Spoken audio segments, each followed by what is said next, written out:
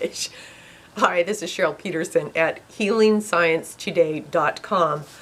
I recently spent February 4th and 5th at Seton Hall Law School in Newark, New Jersey, attending a conference titled Faith, Values, and the Rule of Law. The first keynote speaker was Imam Dr. Muhammad Jabara, an Islamic scholar who opened his presentation by chanting the Lord's Prayer in Aramaic. The singing was stunning, welcoming. The days were filled with intellectual and spiritually minded discussions. Speakers and attendees represented a wide range of religious and civil backgrounds. Time was given to questions and further discussion. I took a lot of notes. The common theme was rediscovering and recapturing the original meaning of the rule of law. From my notes, the rule of law at work shows itself as written laws that people understand. Red light means a stop. Rules must restrict rulers. Leaders must be transparent and accountable. Rules must protect those who are ruled. Everyone has an equal opportunity to be defended from inhumanity and lawlessness. The rule of law reminds me of common sense. It's at work, even in the face of bigotry, hypocrisy, or lawless materialism. The rule of law grants better understanding and practice. Common sense kicks in. Okay, now I'm going off on a tangent here, and I want to be clear. If anyone wants a better understanding of the rule of law, look into the Seton Law School. But from this point on in the video, what I say was not discussed at the conference. For my own personal growth, I translated the ideas I heard at the conference and asked myself, how does Christian Science relate to the rule of law? Now, I'm not talking about the Christian Science Church, although my experience with the First Church of Christ Scientist proved rather useful to answer this question of mine. First, a little background. I was an active church member for nearly 30 years. I took pride in thinking that the church was maintaining itself exactly how its founder, Mary Baker Eddy, wanted.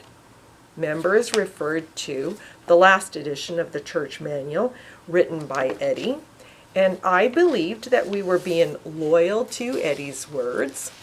But when I got older, I realized many of the bylaws in the manual were impossible to follow.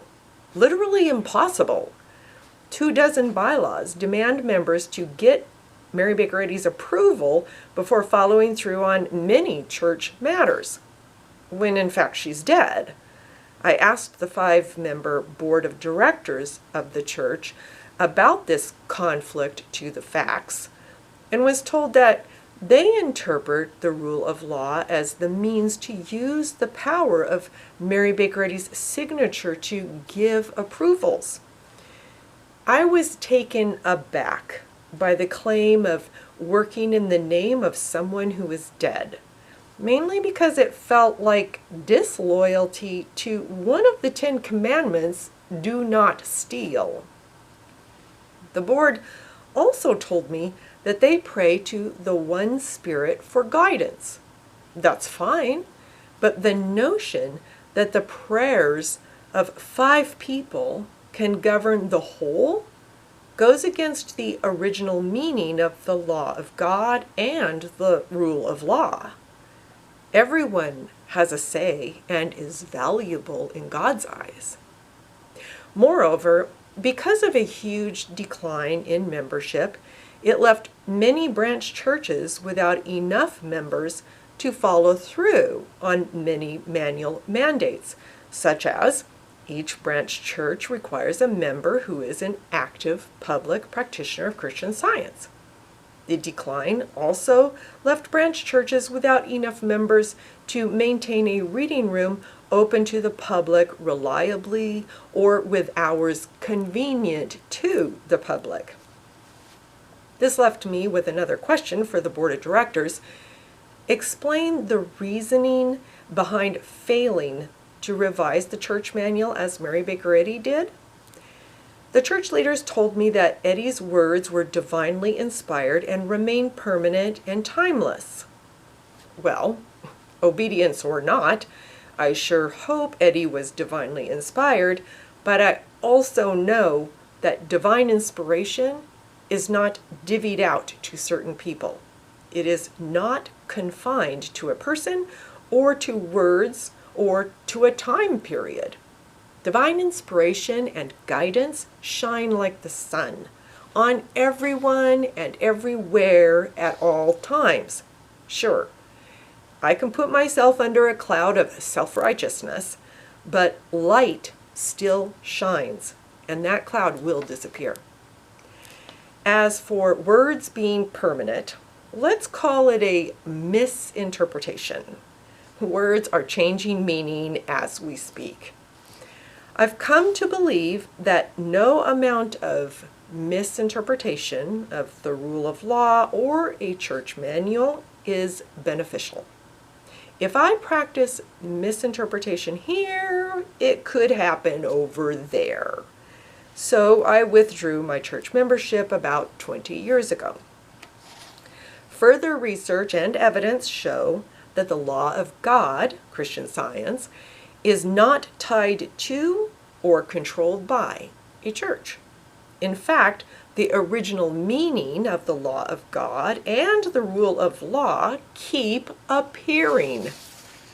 So, how does Christian Science relate to the rule of law? The law of God and the rule of law are spiritual. They are forces greater than the force of gravity. They allow us unbreakable renewal and restoration. God is spirit. Divine spirit is the one and only substance. Our humanity, our practice of humane intents and actions, our practice of the rule of law is substantial, beneficial, under the guidance of divine inspiration from the one God. From the Bible, the book of Proverbs. Trust in the Lord with all your heart, and lean not unto your own understanding. In all your ways submit to him, and he will make your paths straight. Do not be wise in your own eyes. Fear the Lord and shun evil. This will bring health to your body and nourishment to your bones.